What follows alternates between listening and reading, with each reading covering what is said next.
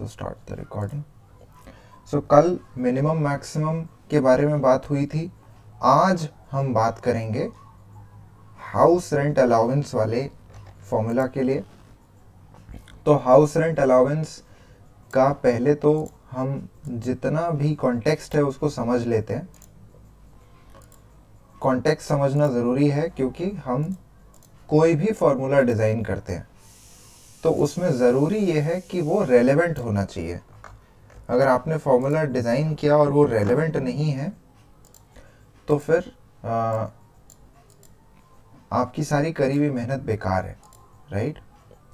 सो चलिए, तो हमने यहाँ पर कुछ चीज़ें इकट्ठी करी हुई हैं जो हमारे पास इस क्वेश्चन को सॉल्व करने के लिए ज़रूरी है। तो ऑप्शन 1 में हम क्या देख रहे हैं? ऑप्शन 1 में हम देख रहे हैं कि हमारे पास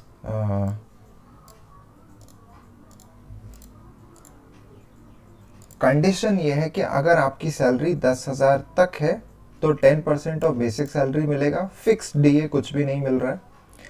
फिर अगर आपकी सैलरी 10,000 के ऊपर है पर 25,000 तक है तो आपको 1,000 फिक्स्ड डीए मिलेगा और 20% ऑफ बेसिक सैलरी अबव 10,000। उसी तरीके से आखिरी कंडीशन है कि अगर आपकी बेसिक सैलरी 25,000 से ऊपर है तो हमको 4,000 फिक्स डीए देना है और 30% 25,000 के ऊपर। तो इसी को इम्प्लीमेंट करने के लिए हमने ये एचआरए के लिए एक अलग कॉलम बनाया हुआ है। Now in this column we want to use a function which is called if. तो हमें इफ फंक्शन का यूज करना है। अब इफ फंक्शन में 3 इनपुट होते हैं। पहला इनपुट है लॉजिकल टेस्ट, ये पहला इनपुट है। तो इसको let me mark it with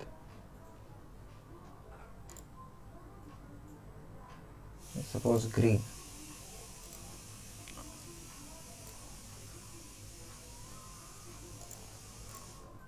green value if true का लगा देते हैं, रेड लगा देते हैं वैल्यू इफ फॉल्स का, और लॉजिकल टेस्ट मान लो हम कर देते हैं ब्लू। ठीक है, तो लॉजिकल टेस्ट क्या होता है उसको समझने के लिए कल हमने एक एग्जाम्पल लिया था। एग्जाम्पल में हमने कंसिडर करे थे 2 नंबर 13 एंड 43, और हम क्या टेस्ट कर रहे थे? सिंपल सा टेस्ट है कि क्या ये नंबर 20 से बड़े हैं या नहीं। तो अगर कोई नंबर जो हम कंसिडर कर रहे हैं 20 से बड़ा होगा तो उसका आंसर आएगा ट्रू। जैसे 43 के केस में हम देखते हैं कि आंसर ट्रू है, 43 इज मोर देन 20। ठीक है, तो अब हम इसी को थोड़ा इम्प्लीमेंट करेंगे। यहां पर एक छोटी सी एक्सेल शीट पे टेबल बनाएंगे। तो हमने यहां पे कॉलम बनाया है नम, और यहां पर हम इफ फॉर्मूले को यूज कर रहे हैं। तो मान लीजिए हमारा पहला नंबर 13 है, 43, 37, 12, 23। मान लो हमने 5 नंबर्स ले लिए। अब हम यहां पर इफ फॉर्मूला यूज करने वाले हैं। तो देखते हैं कैसे हम इस इफ फॉर्मूला को अप्लाई कर सकते हैं। टाइप करना शुरू करेंगे इक्वल टू के साथ। याद रखेंगे हर फॉर्मूले को यूज करने के लिए एक्सेल में इक्वल टू से शुरू करना है। अब हम इफ फंक्शन को इस्तेमाल करेंगे। तो पहली चीज है लॉजिकल टेस्ट। तो अब लॉजिकल टेस्ट हमें करना है, तो हमको यहां पर लॉजिकल टेस्ट बिल्ड करने के लिए ध्यान रखना है कि हमें एक सेल को रेफरेंस में डालना पड़ेगा जो कि हमें चेक करना है। तो कौन बता सकता है कि हमें किस सेल को चेक करना है? उसका सेल नेम कौन बता सकता है? J25। सो J25 हमारा सेल है जहां पे 13 लिखा हुआ है। तो अभी हम 13 को चेक करना चाहते हैं कि क्या J25 जिसमें 13 लिखा है इज ग्रेटर देन 20। ठीक है, सिंपल सा ये हमारा टेस्ट हो गया। अब कॉमा डालने के बाद हमको बताना है कि अगर इसका आंसर ट्रू आता है तो हमें क्या चाहिए। तो मान लो हम चाहते हैं कि ये लिखा हुआ आए कि अगर आंसर है ट्रू तो लिखा हुआ आना चाहिए अबव 20, और अगर मान लो आंसर है फॉल्स तो लिखा हुआ आना चाहिए बिलो 20। ठीक है, तो ये फॉर्मूला हमने इफ फॉर्मूला, सिंपल सा इफ फॉर्मूला बनाया है। Now when we apply this formula तो बहुत क्लियरली वी कैन अंडरस्टैंड कि how the if formula is working. तो चूंकि 13 20 से छोटा है, चेक करने के लिए हम क्या करेंगे, बिलो 20 जहां पे लिखा हुआ है, हमने जहां इफ फॉर्मूला अप्लाई किया था अभी उसको सेलेक्ट करिए और ये fx वाला विंडो खोलेंगे। तो fx वाले विंडो में हमें पता चल जाएगा कि इस फंक्शन को जब हमने अप्लाई किया तो कैसे काम किया ये। तो लॉजिकल टेस्ट हुआ J25 मोर देन 20, तो ऐसा नहीं है, 13 20 से छोटा है, तो इसका आंसर आ गया फॉल्स। तो वैल्यू इफ फॉल्स में हमने लिखा हुआ था कि टाइप करना है बिलो 20, तो आंसर हमारा आ गया बिलो 20। उसी तरीके से अगर हम बाकी के सेल्स में इसको टेस्ट करना चाहते हैं तो हम इसको फॉर्मूले को ड्रैग कर देंगे। तो क्या सबके आंसर सही आ गए? फॉर्मूला ठीक काम कर रहा है? Yes sir. अच्छा चलो, अब कौन बता सकता है कि ये फॉर्मूले में प्रॉब्लम कहां पर आएगी? ये आपका फॉर्मूला था, इस फॉर्मूले में प्रॉब्लम कहां आ सकती है हमें? कोई ऐसा केस हो सकता है जहां हमें इस फॉर्मूले में प्रॉब्लम? सर इक्वल टू वाले में शायद। Okay nice. तो अभी हम क्या करते हैं, 23 जहां लिखा हुआ है हमने उसके नीचे हम लिखते हैं 20। तो जैसे ही हमने 20 लिखकर यहां पे किया तो ये आंसर क्या दिखा रहा है? बिलो। तो क्या ये सही है? No sir. नहीं, ये सही इसलिए नहीं है क्योंकि 20 तो इक्वल टू 20 है, ना वो अबव 20 है ना वो बिलो 20 है। पर ऐसा क्यों हो रहा है इसको समझते हैं। सारी कहानी उस चीज की है जहां पे हमने लॉजिकल टेस्ट डाला है। तो अब लॉजिकल टेस्ट में हम टेस्ट क्या कर रहे हैं, लॉजिकल टेस्ट में हम चेक कर रहे हैं J30, यानी जहां पे हमने 20 लिखा था उस सेल में हमने चेक किया कि क्या वो नंबर 20 से बड़ा है। तो is 20 more than 20? No. No. तो इस वजह से एक्सेल के हिसाब से आंसर आ गया फॉल्स, और चूंकि फॉल्स आंसर आया है तो हमने क्या किया, यहां पे लिख दिया बिलो 20। ठीक है, अब हम क्या करेंगे, इस प्रॉब्लम को दूर करने के लिए हम एक और कंडीशन जोड़ेंगे। तो जब हमको एक और कंडीशन जोड़नी होती है अपने इफ फॉर्मूला में तो हम एक नया इफ फॉर्मूला डालते हैं। तो हम यहां पे ध्यान रखेंगे, to add a new condition we write a new formula, new if formula। चलिए अब समझते हैं इस चीज को कि ये जो 20 के साथ प्रॉब्लम आ रही है उसको हम कैसे दूर करें।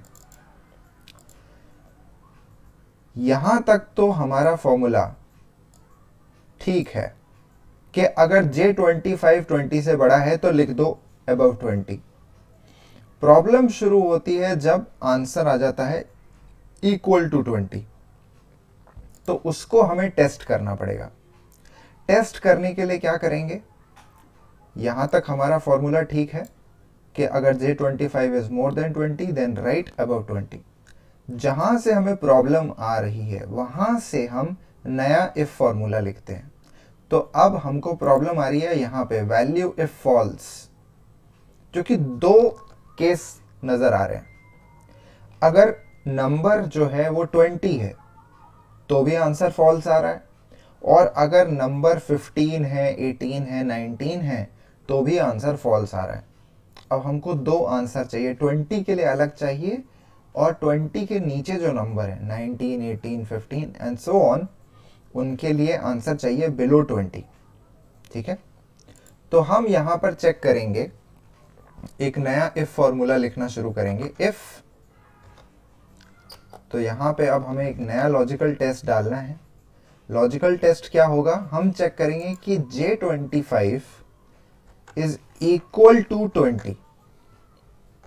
अब हम ये चेक कर रहे हैं क्या J25 इक्वल टू 20 है।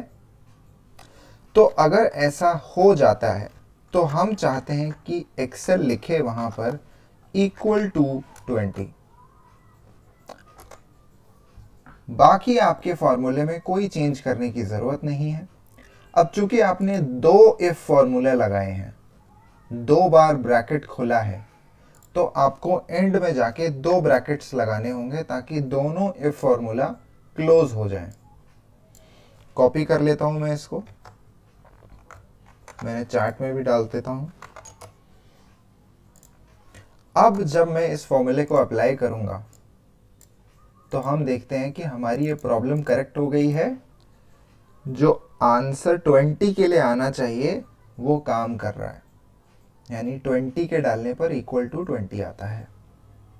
20 से नीचे कोई नंबर है जैसे 12 और 13 तो उनके लिए बिलो 20 है। 20 से ऊपर कोई नंबर है तो उनके लिए अबव 20 है। बात समझ में आई है सबको? Yes sir. Yes. चलिए, तो अब हम क्या करेंगे, हम अपनी हाउस रेंट अलाउंस वाली जो प्रॉब्लम है उसको भी सॉल्व करने के लिए इसी मेथड का यूज करेंगे। ठीक है, तो कोई भी इफ फॉर्मूला बनाने से पहले मेरी रिकमेंडेशन क्या है, मेरी रिकमेंडेशन है कि आप पहले एक फ्लो चार्ट बनाएं। ठीक है, तो इसको देख लेते हैं कि हम फ्लो चार्ट कैसे बना सकते हैं। तो मैं यहां पर एक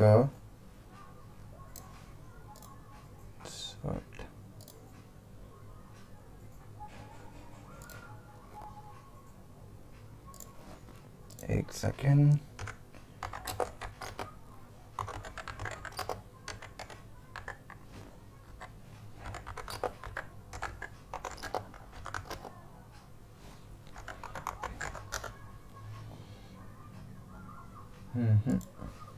इसमें नहीं दिखा रहा। एनीवेज, तो मैं यहाँ पर एक बॉक्स बनाता हूँ जिसमें हम अपना जो फ्लो चार्ट है वो बनाएंगे। तो इसमें एक काम जो हम कर सकते हैं वो ये है कि I can create some grid lines. How can I create grid lines? Shape fill, texture.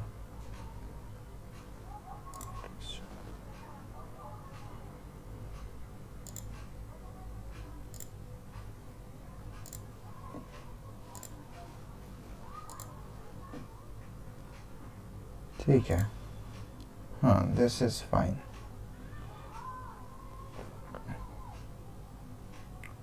Pattern का जो कलर है उसको थोड़ा सा और लाइट कर देते हैं। हाँ, दिस इज फाइन। तो बचपन में कभी ग्राफ पेपर यूज करा होगा आप लोगों ने? तो ग्राफ पेपर पे कुछ भी ड्रॉ करने में ज़्यादा आसानी होती थी क्योंकि बॉक्सेस बने होते थे, पीछे ग्रिड लाइंस टाइप बनी होती थी। तो मैंने भी वैसे ही यहाँ पर एक ग्रिड लाइन का ग्राफ पेपर तैयार किया। तो फ्लो चार्ट बनाते हैं।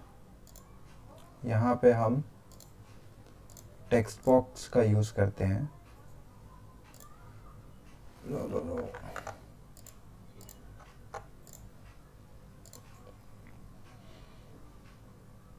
सो insert text box,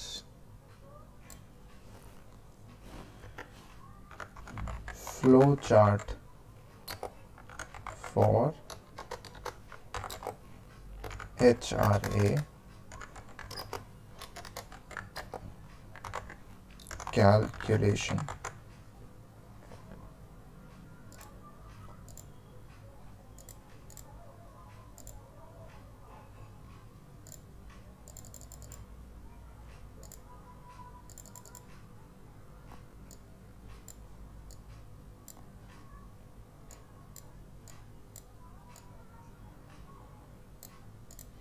चलिए, तो अब इसमें हमें क्या करना है, हमें सबसे पहले इस बात को आइडेंटिफाई करना है कि हमारा प्रोसेस शुरू कहाँ से हो रहा है।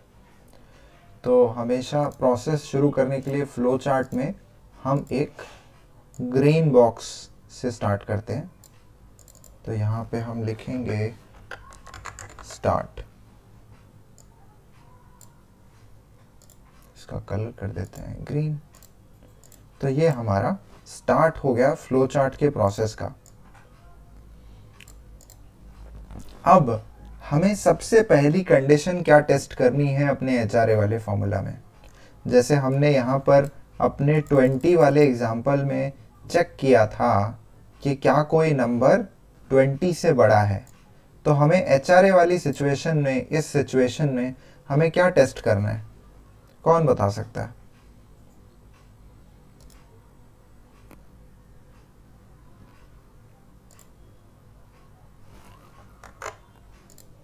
जल्दी बताएं। Amount of salary.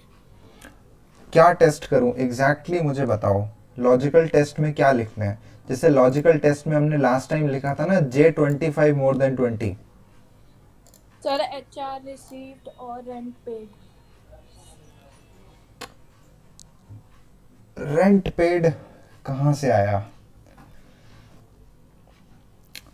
हमें तो जो एचआरए कैलकुलेट करना है वो किसके बेसिस पे? More than 1000। हवा में तीर चला रहे हो। सर सैलरी सर इफ हाँ। Up to 10,000। ठीक है, हमें मतलब नहीं है एचआरए रिसीव्ड कितना था, रेंट पेड कितना था, उसके बारे में हमें कोई इन्फॉर्मेशन नहीं मिली है, तो हम उसके बारे में कोई अजम्पशन नहीं बनाएंगे। ठीक है, जो इन्फॉर्मेशन गिवन है क्वेश्चन में उसी पे ध्यान करेंगे। तो सबसे पहला सवाल उठता है एचआरए किसके बेसिस पे कैलकुलेट करना है? तो उसका आंसर, सही आंसर यही है कि जो आपकी बेसिक सैलरी है उसके अराउंड हमें कैलकुलेट करना है। तो हमारा जो फर्स्ट क्वेश्चन है, जो फर्स्ट क्वेश्चन हमें पूछना है वो है ये कि is basic salary more than, क्या टेस्ट करना है किससे? पहली कंडीशन क्या है? ऑप्शन 1 क्या है हमारा? इसमें आंसर मिल जाएगा आपको। क्या चेक करूं पहले? Salary up to 1000। तो हमें क्या करना है, हमें चेक करना है is basic salary up to 10,000। 10K लिख रहा हूं यहां पे।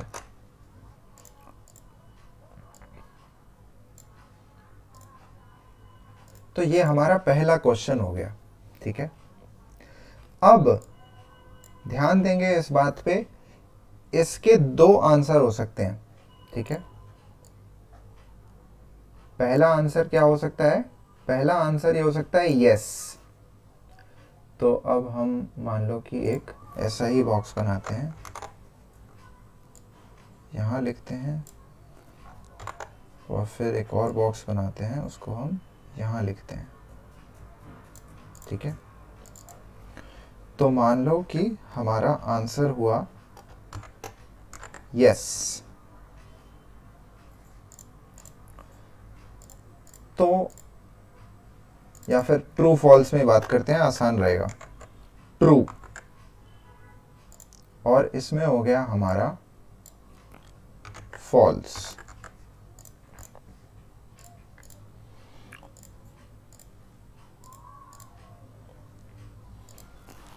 एक सेकेंड,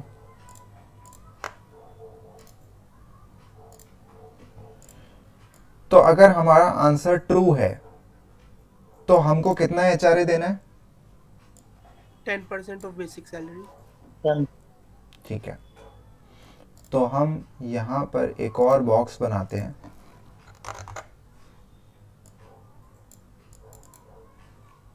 तो हम यहां पे लिखेंगे HRA is equal to 10% of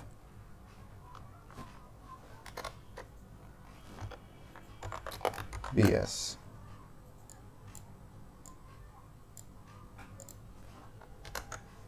ठीक है, थोड़ा सा इसकी कलर कोडिंग चेंज कर देता हूँ, आसानी हो जाएगी। इसको ब्लू कर दो, इसको कर देते हैं ऑरेंज, ये ग्रीन ठीक है, और ये चूँकि कैलकुलेशन है तो इसको कर देते हैं येलो। येलो में अच्छा रहेगा कि हम ब्लैक यूज़ करें, और फॉल्स है क्योंकि फॉल्स में हम डाल देते हैं रेड कलर। रेड कलर है नहीं तो इसका शेप में जाके रेड कर दीजिए, और इन सबको कर देते हैं बोल्ड ताकि बढ़िया से नज़र आए क्या लिखा हुआ है।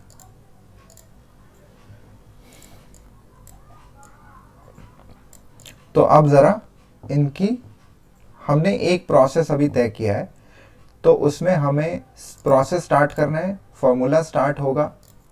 तो हमारी जो पहली चीज़ हमें चेक करनी है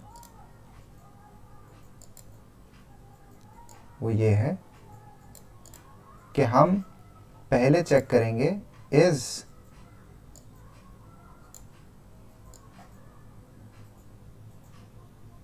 basic salary up to 10K।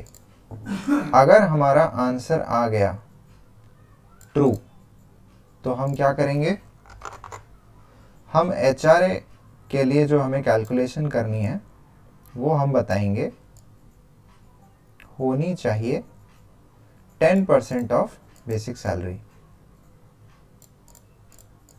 इसकी अलाइनमेंट बाद में करेंगे।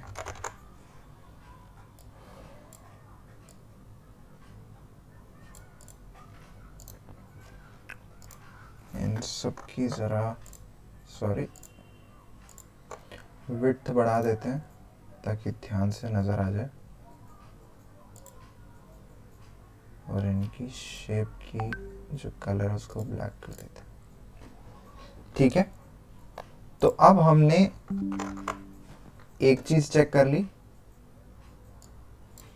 कि अगर हमारी बेसिक सैलरी 10,000 तक है तो true HRA is equal to 10% of basic salary. अगर फॉल्स आ गया आंसर तो अब क्या करेंगे, अब क्या चेक करना चाहिए हमें? Sir, up to 25,000. Okay, natural answer यही लगता है कि हमें अब चेक करना चाहिए कि क्या सैलरी 25,000 है या नहीं। Sir, greater than 10,000 and up to 25,000. अच्छा, अब आप चूंकि पहले ही यहां पर चेक कर चुके हो कि अप टू 10,000 है या नहीं, तो क्या आपको दोबारा चेक करने की जरूरत है कि 10,000 के ऊपर है सैलरी?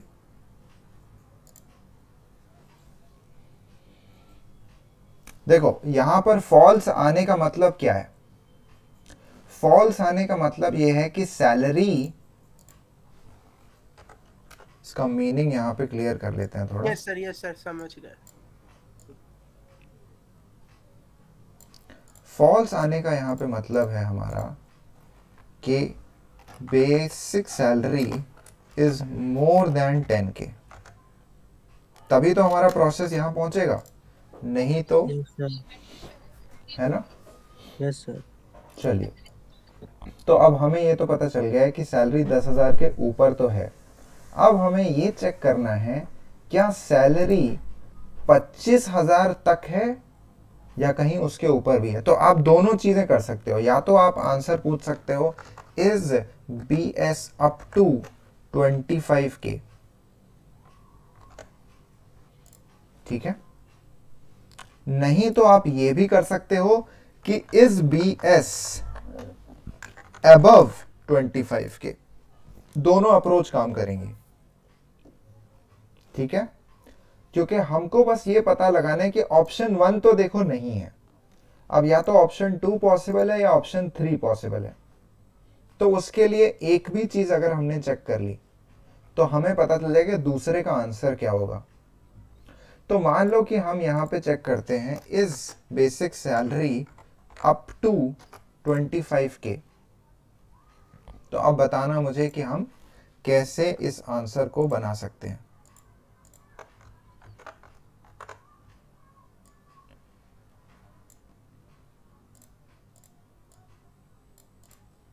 तो अगर मान लो इसका आंसर ट्रू आ जाए कि इस basic salary up to 25K, तो HRA कैसे कैलकुलेट करेंगे? 20% ऑफ बेसिक से और फिक्स्ड अमाउंट भी तो कुछ है, कितना है फिक्स्ड अमाउंट? 1,000। हाँ, 170।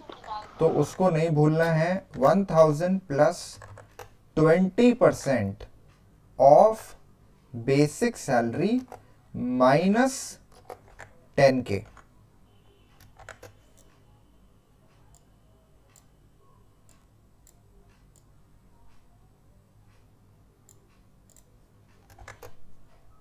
ये बात समझ में आई है सब लोगों को? Yes. तो HRA का कैलकुलेशन अगर यहां तक बात पहुंची तो 10,000 प्लस 20% ऑफ जितनी भी बेसिक सैलरी है माइनस 10K। क्योंकि अब हमें यहां तक तो पता चल ही गया है कि बेसिक सैलरी 10,000 के ऊपर है। तो अब अगर इसका आंसर मान लो फॉल्स आता है, दो ही पॉसिबिलिटी है कि या तो आंसर फॉल्स आएगा नहीं तो आंसर ट्रू आएगा।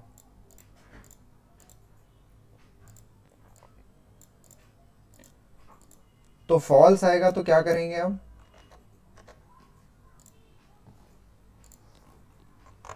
बताओ बताओ। above 25,000 sir. क्या अभी चेक करने की जरूरत पड़ेगी हमें? नो सर, अब 4,000 प्लस नो 30। सर वैसे तो हाँ, अब चेक करने की जरूरत ही नहीं है, क्योंकि अब हमें पता ही है कि भैया सैलरी 10,000 के ऊपर है। यहां तक पता चल गया सैलरी 10,000 के ऊपर है। अगर इसका भी आंसर फॉल्स आया तो इसका मतलब है कि salary BS is more then 25K।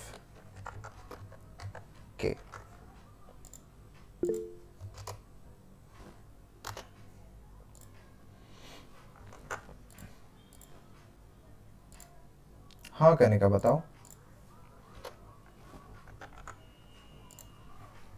कुछ पूछना है आपने कनिका? नो नो सर, वो बाय मिस्टेक हो गया। ओके। तो अब हमें यहां तक पता चल गया है कि सैलरी तो भैया 25,000 के ऊपर ही है। तो एक ही पॉसिबिलिटी रह गई है। अब क्या पॉसिबिलिटी है? अगर आपकी सैलरी 25,000 के ऊपर है तो उसकी कैलकुलेशन कैसे करेंगे? 4,000 प्लस 30%। मुझे फिर इसकी जगह पे ये वाला करना चाहिए था कॉपी।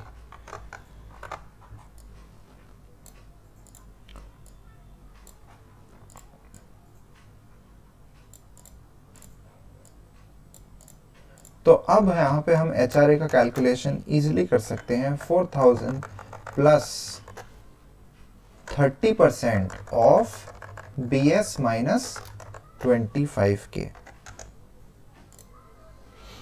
तो ऐसे हमारा जो प्रोसेस है वो कंप्लीट होगा। तो अब क्या है कि Ctrl+C Ctrl+V, यहां पर आकर मैं कह सकता हूं कि हमारा प्रोसेस स्टॉप हो जाएगा।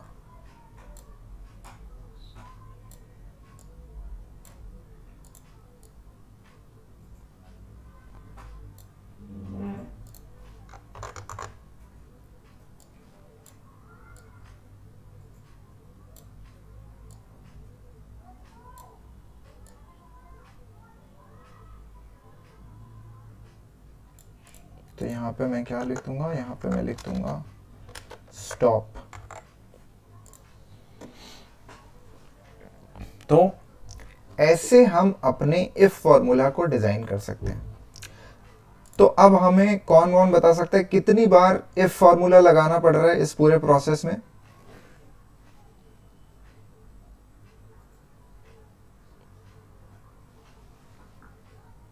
हमने कितनी बार, हाँ फिर से बताओ। 3 टाइम्स इफ फॉर्मूला लगाने का मतलब है कि आप 3 बार कोई सवाल पूछ रहे हो। हम सवाल कितनी बार पूछ रहे हैं? 2 टाइम्स पूछ रहे हैं। तो आप जब ऐसा फ्लो चार्ट बना लोगे तो आपको एग्जैक्टली पता चल जाएगा कि कितनी बार आपको इफ फॉर्मूला लगाना है। अब यहाँ पे हमने 2 ऑरेंज बॉक्सेस हैं, डायमंड्स हैं, ऑरेंज डायमंड्स। तो जितनी बार ऑरेंज डायमंड आ रहा है नजर, उतनी बार आपको पता है कि आपने इफ फॉर्मूला लगाना है। तो एक बेसिक रूल ऑफ थंब आपको पता चल जाएगा। अगर आपके पास 3 कंडीशन है तो कितने इफ फॉर्मूला लगेंगे? एक कम लगेगा हर बार। जितनी कंडीशन होती है उससे एक कम इफ फॉर्मूला लगता है। अगर 3 कंडीशन है तो 2 इफ फॉर्मूला लगेंगे। अगर 4 कंडीशन है तो 3 इफ फॉर्मूला लगेंगे। ठीक है, तो हमेशा क्लैरिटी बनानी है पहले ये फ्लो चार्ट डायग्राम बना के। यहाँ तो खैर मैंने बहुत टाइम लगा के और अच्छे से हमने इसको डिज़ाइन करा है, बट आप रफ में इसको फटाफट बना सकते हो। ठीक है, रफ में फटाफट बना के आपको पता चल जाएगा कि भाई इफ फॉर्मूला कितनी बार लगेगा। चलो, तो अब मैं ज़रा एक काम करता हूँ, इस सबको ग्रुप कर देता हूँ। तो ग्रुप करने से क्या होता है कि अभी अगर मैं इस टेक्स्ट बॉक्स को मूव करूँगा तो क्या हो रहा है, ये जो पूरा डायग्राम बनाया था ये वहीं का वहीं है, पीछे का बैकग्राउंड हट गया है ना। Yes sir.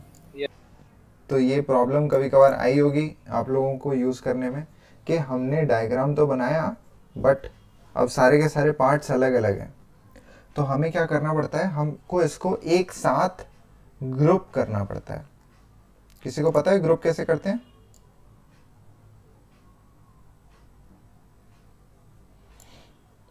चलो आज सीख लो, इस चीज़ को भी बहुत काम आएगी। किसी भी टाइप का डायग्राम बनाना हो आपको, ये चीज़ बहुत काम में आएगी। तो हम क्या करेंगे, सबसे पहले जितनी भी चीज़ें हैं उनको सेलेक्ट करना है। सबसे पहले हमने ये बैकग्राउंड में जो ग्राफ पेपर बनाया था अपना, टेम्परेरी ग्राफ पेपर, वो सेलेक्ट करना है। हेडिंग वाला बॉक्स सेलेक्ट करना है। तो इन सबको सेलेक्ट करने का क्या तरीका है, पहली चीज़ सेलेक्ट कर लीजिए, फिर कंट्रोल की प्रेस कर लीजिए, फिर उसके बाद हर चीज़ को जो भी आपने बनाई है, एरो से लेकर बॉक्सेस तक, सब कुछ सेलेक्ट करते हुए चलिए।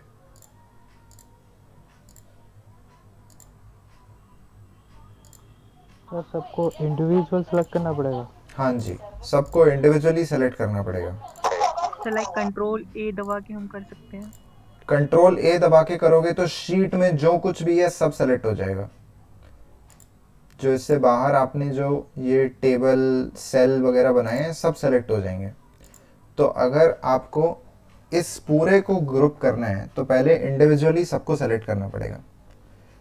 अगर मान लो कोई आइटम रह गया, चलो मैं जानबूझ के क्या कर रहा हूँ, मैं ये स्टॉप वाला जो अपना बॉक्स था ना उसको डी सेलेक्ट कर रहा हूँ, मैंने सेलेक्ट नहीं किया, मेरा ये बॉक्स रह गया।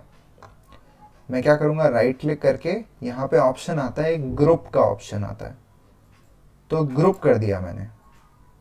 तो क्या हुआ है, अब जो बॉक्स था वो रह गया पीछे और बाकी सारा साथ में ग्रुप हो गया। समझ रहे? इसलिए ध्यान ये रखना होता है कि हम कंट्रोल दबा के सारे एलिमेंट्स को एक साथ सेलेक्ट कर लें, फिर राइट क्लिक करिए, ग्रुप कर लीजिए। अब मैं इस डायग्राम को जहां ले जाना चाहता हूं साथ में ले जा सकता हूं। और ऐसा भी नहीं है कि अगर मुझे इसको एडिट करना है तो कुछ करना पड़ेगा। मैं अगर इसको 4000 की जगह 5000 करना चाहता हूं तो वो भी कर सकता हूं, कुछ चेंज नहीं होगा। ठीक है, तो बाकी डायग्राम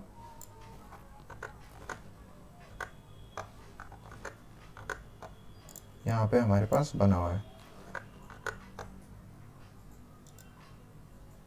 ग्रुप एक्यूए।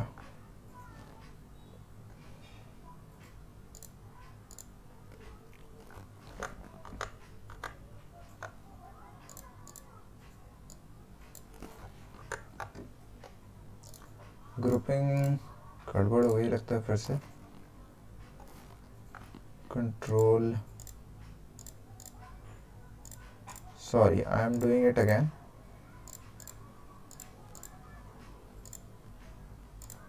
तो जो लोग कंप्यूटर्स पे, हाँ सर ये ऐसे भी तो हो सकता है, जो होम पेज होता है उसमें कट का ऑप्शन होता है सर, उसको क्लिक करके सिलेक्ट कर लो सारे को और फिर शिफ्ट प्रेस करके वो कर लो, मूव कर लो सर इसको। तो देखो, अगर तुमको कोई और बेहतर तरीका मिल जाता है तो मुझे करके दिखाओ, ठीक है? क्योंकि मेरी समझ के हिसाब से तो वो काम नहीं करेगा।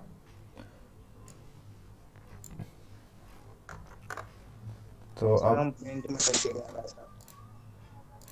हाँ, पेंट में कर सकते थे ऐसा, क्योंकि पेंट में हमारे जो एलिमेंट्स होते थे वो सारे के सारे एक साथ मर्ज हो जाते थे। यहाँ पे साथ में तो हैं बट हर एलिमेंट अलग अलग है। अब देखो ये फिर से गड़बड़ हो गया। तो अभी मैं इसको ज़रा साइड में कर देता हूँ। ये आ गया साइड में। चलिए, तो इनफैक्ट इसको अपने साथ रखने का अच्छा तरीका ये है कि आप चाहो तो इसका स्क्रीनशॉट ले लो। तो विंडोज़ शिफ्ट और एस की प्रेस करके हम इसका एक स्क्रीनशॉट ले सकते हैं।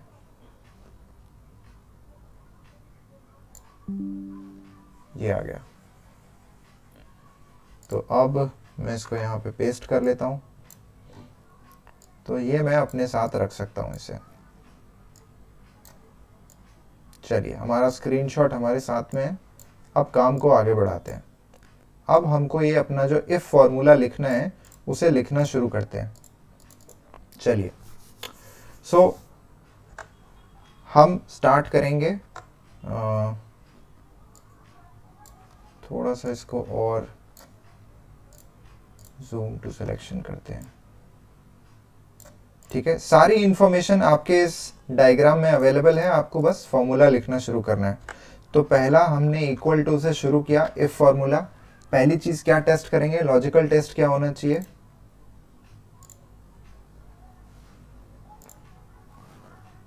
जल्दी बताओ। लॉजिकल टेस्ट बेसिक सैलरी वाला सेल लेंगे एक तो, और फिर उसके आगे क्या लिखूं मैं, क्या टाइप करूं?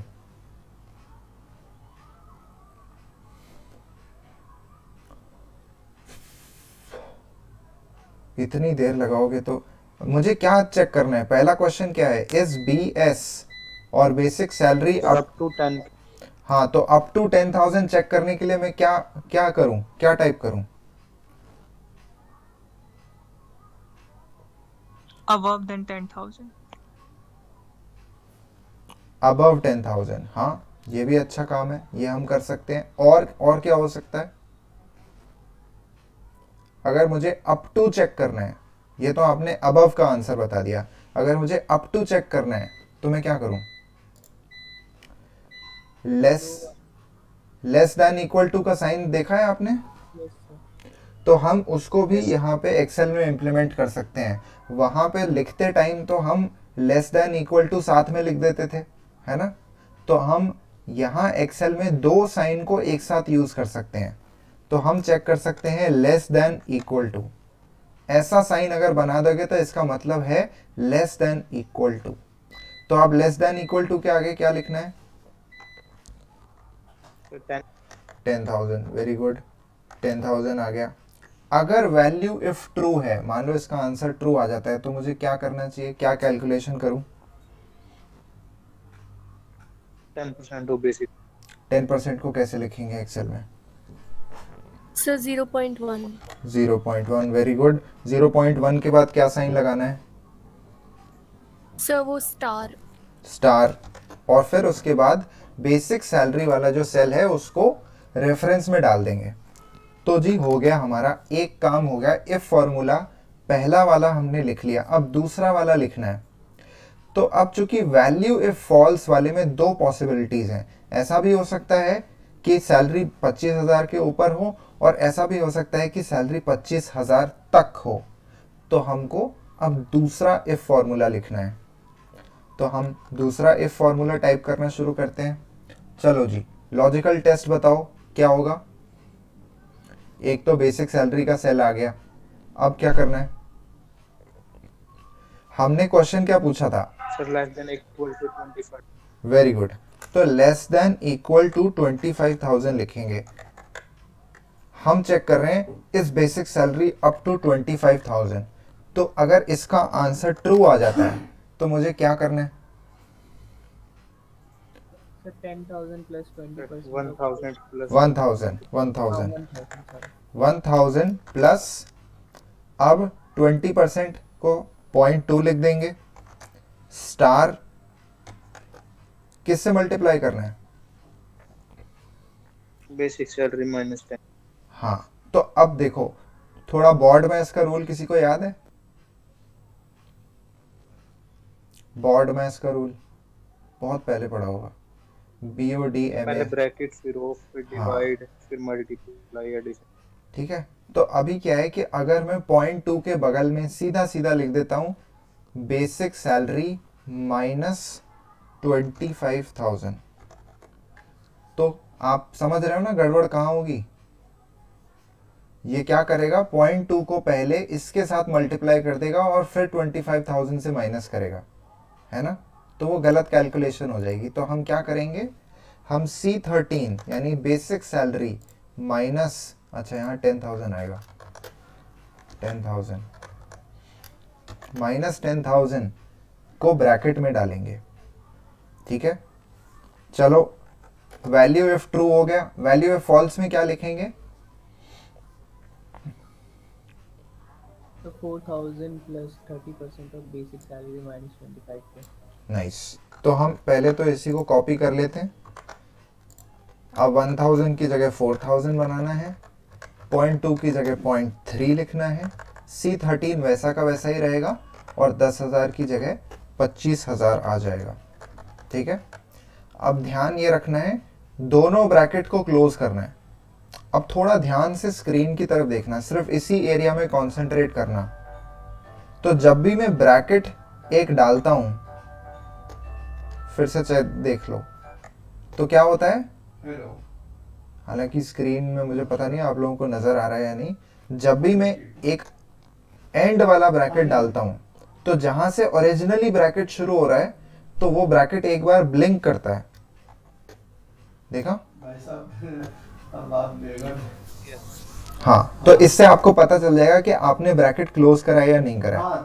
अगर मान लो मैंने कोई ब्रैकेट क्लोज नहीं किया और मैंने एंटर दबाने की कोशिश करी तो एक्सेल आपको अपने आप बता देगा कि भाई ब्रैकेट कंप्लीट नहीं हुआ है, ये करेक्शन है, यस कर देते हैं। तो हमारा करेक्टेड फॉर्मूला ये आ गया, मैं इसे चैट में डाल रहा हूँ।